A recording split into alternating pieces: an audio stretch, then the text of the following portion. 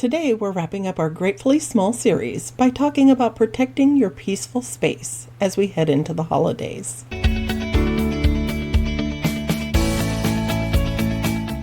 Hi friends, and welcome to week 4 of our Gratefully Small series, the final week. We've talked about what our small space gives us, the small pleasures that make a big impact, and how to host intimate Thanksgiving gatherings. Today we're looking ahead at what comes next, the holiday season.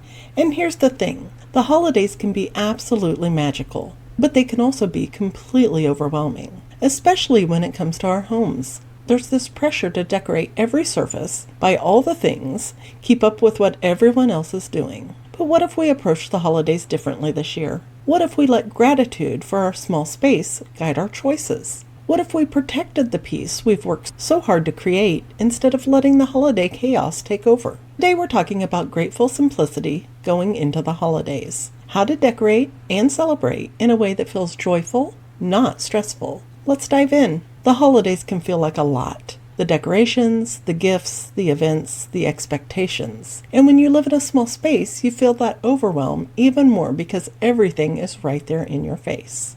You're excited about the holidays, but also kind of stressed because your space doesn't feel like yours anymore. But here's what I've learned. It doesn't have to be that way. You can absolutely celebrate and decorate and embrace the holiday spirit without losing your sense of peace. We just have to be intentional about it.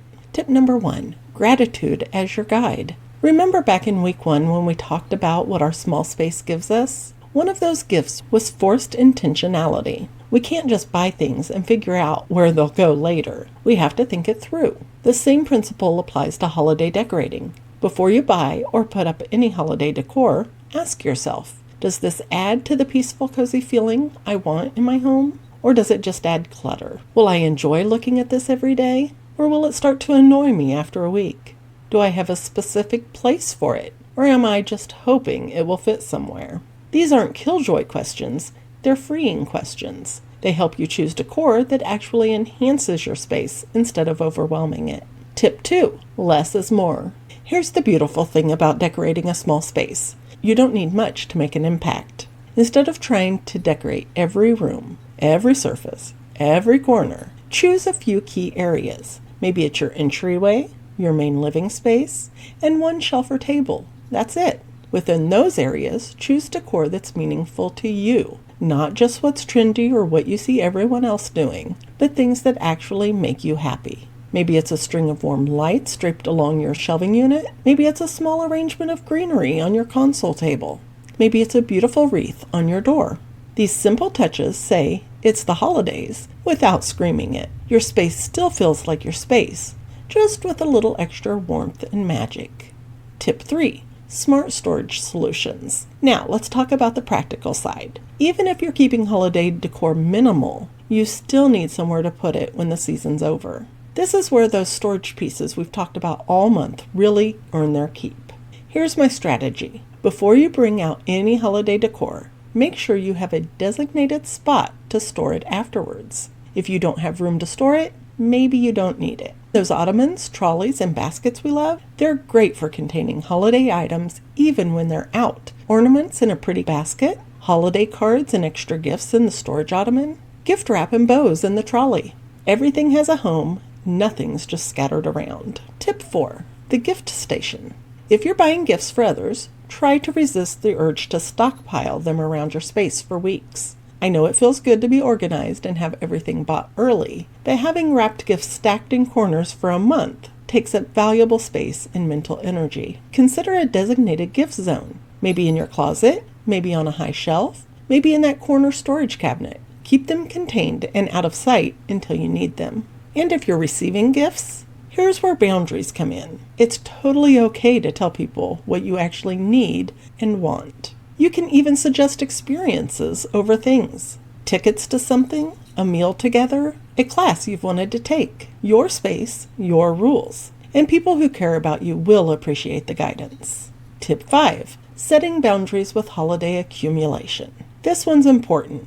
You're allowed to say no to things during the holidays. When someone offers you their old holiday decorations, you can say, "That's so kind, but I'm keeping things minimal this year." When you're tempted by every cute thing in the store, you can pause and ask, Do I have room for this?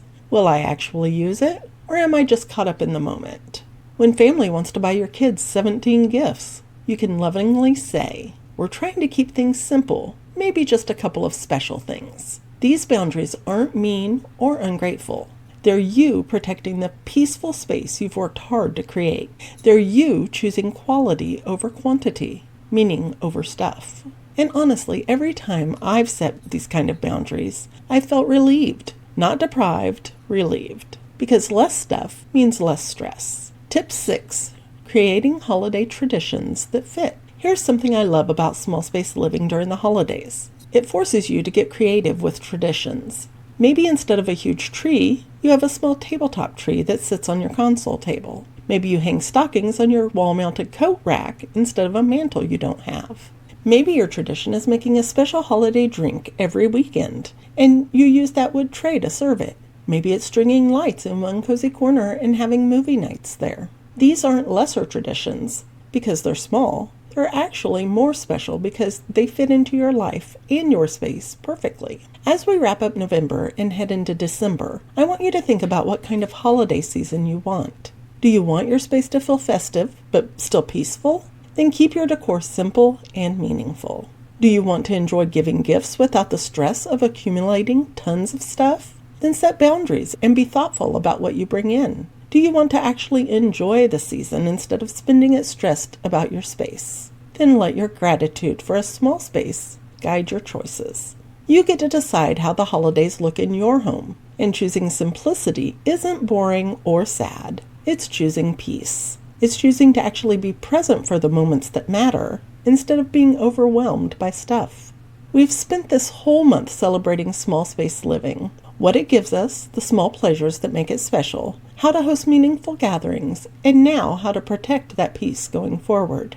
I hope this series has shifted how you see your space, not as something you're tolerating until you can upgrade, but as something that actually works for you, something worth celebrating. Your small space makes you more intentional. It gives you more time and less stress. It creates coziness you can't fake. It saves you money. It's easier to keep as your oasis. These aren't consolation prizes. They're real benefits. And as we head into the busiest, most stuff-focused time of the year, remember those benefits will help you make choices that serve you. So here's my challenge as you move forward into December. Let gratitude guide your holiday choices. Keep it simple, keep it meaningful, and keep your space feeling like your oasis. It just takes a little intentionality and the willingness to do things differently than everyone else.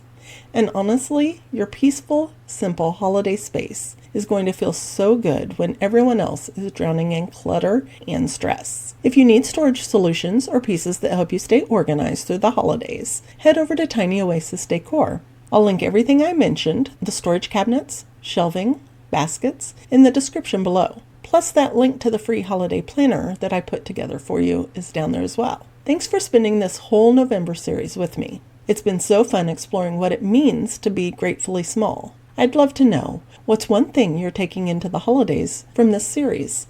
What's one way you're going to keep things simple? Drop it in the comments. Coming up in December, we've got some great content planned around cozy winter living and preparing for a fresh start to the new year. But we'll talk about that more next week. Until then, I hope you head into the holiday season feeling confident and peaceful about your space. You've got this. Bye-bye.